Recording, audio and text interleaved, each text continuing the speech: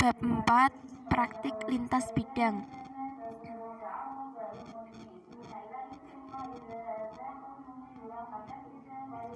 Integrasi pengetahuan dan keterampilan. Integrasi TIK dalam pembelajaran. Perkembangan TIK telah mengubah dunia secara drastis, dan perubahan ini keluar membawa pengaruh signifikan terhadap ranata sosial dan dunia kerja. TIK telah mengubah berbagai pola kehidupan masyarakat, pekerjaan, dan cara mereka berinteraksi dengan yang lainnya. Negara yang secara efektif mengembangkan dan penggunaan TIK akan menjadi masyarakat yang berpengetahuan, yang sudah barang tentu masyarakat baru ini akan menciptakan, membagi, dan mengkomunikasi pengetahuan tersebut untuk kemakmuran. Gambaran integrasi TIK dalam pembelajaran. Melalui era teknologi informasi dan komunikasi atau TIK, sekarang ini sangat dirasakan kebutuhan dan pentingnya penggunaan TIK dalam kegiatan pembelajaran untuk meningkatkan kualitas pembelajaran yang diharapkan. Setiap kegiatan pembelajaran selalu melibatkan dua pelaku aktif, yaitu guru dan siswa. Guru adalah pencipta kondisi belajar siswa yang didesain secara sengaja, menantang, sistematis, dan berkesinambungan. Sedangkan siswa sebagai peserta didik merupakan pihak yang menikmati kondisi belajar yang diciptakan guru. Perpaduan dari kedua unsur manusiawi ini melahirkan interaksi edukatif dalam memanfaatkan TIK sebagai mediumnya. Pada kegiatan pembelajaran, guru dan siswa saling mempengaruhi dan memberi masukan. Karena itulah, kegiatan pembelajaran harus menjadi aktivitas yang hidup syarat nilai dan senantiasa memiliki tujuan yang jelas. Banyak yang dapat dijadikan alasan mengapa TIK sangat dibutuhkan dunia pendidikan, diantaranya 1. Adanya perkembangan TIK yang menjadi jembatan ilmu. Salah satu peran TIK di era globalisasi ini adalah sebagai media informasi. Misalnya internet, peserta dapat mengeksplorasi informasi yang ada di seluruh dunia dengan lebih efisien dan efektif hanya dengan mengakses internet. Yang kedua, selain peran TIK sebagai media informasi, perkembangan TIK dapat pula dimanfaatkan peserta didik sebagai media komunikasi. Misalnya, memanfaatkan jaringan internet untuk chatting dan mailing. Peserta didik dapat berkomunikasi dengan saling bertukar informasi tentang apa saja yang sedang dibahas. Tidak hanya komunikasi antara peserta didik dengan guru atau para ahli pun dapat dilakukan.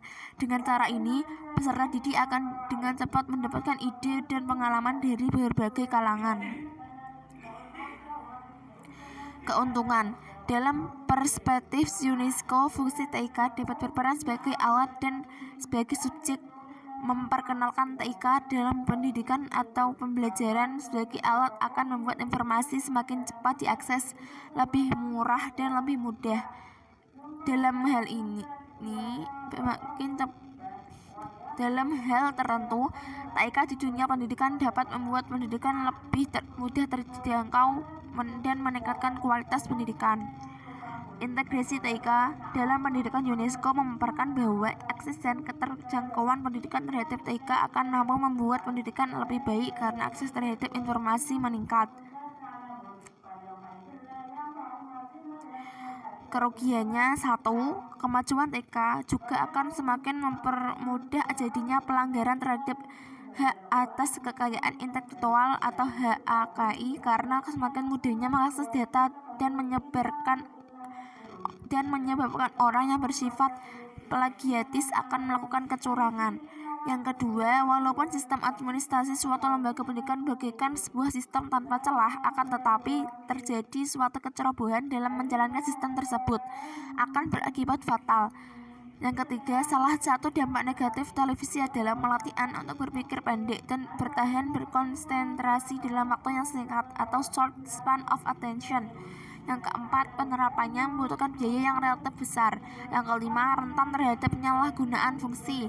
Yang keenam, guru dalam mengoperasikan beberapa saran pendukung penerapan ICT seperti komputer dituntut memiliki keahlian tinggi.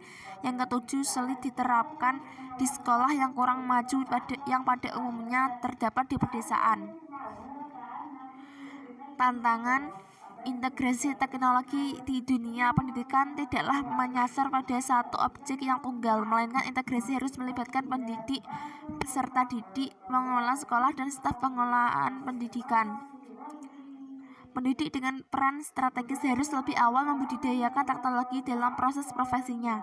Integrasi teknologi bagi pendidik guru seperti direkomendasikan oleh Badan Standar Nasional Teknologi untuk Pendidikan ISTE 2007 bahwa guru harus memiliki kompetensi dalam hal 1. Guru harus mampu memfasilitasi dan menginspirasi fasilitas peserta didik. Yang kedua, guru harus mampu merancang dan mengembangkan pengalaman belajar era digital. Yang ketiga, guru harus mampu menjadi pioner model belajar era digital. Yang keempat, guru harus mampu mempromosikan teknik-teknik integrasi teknologi yang terbaik. Dan yang kelima, guru harus senantiasa mengembangkan sikap profesionalisme dan kepemimpinan.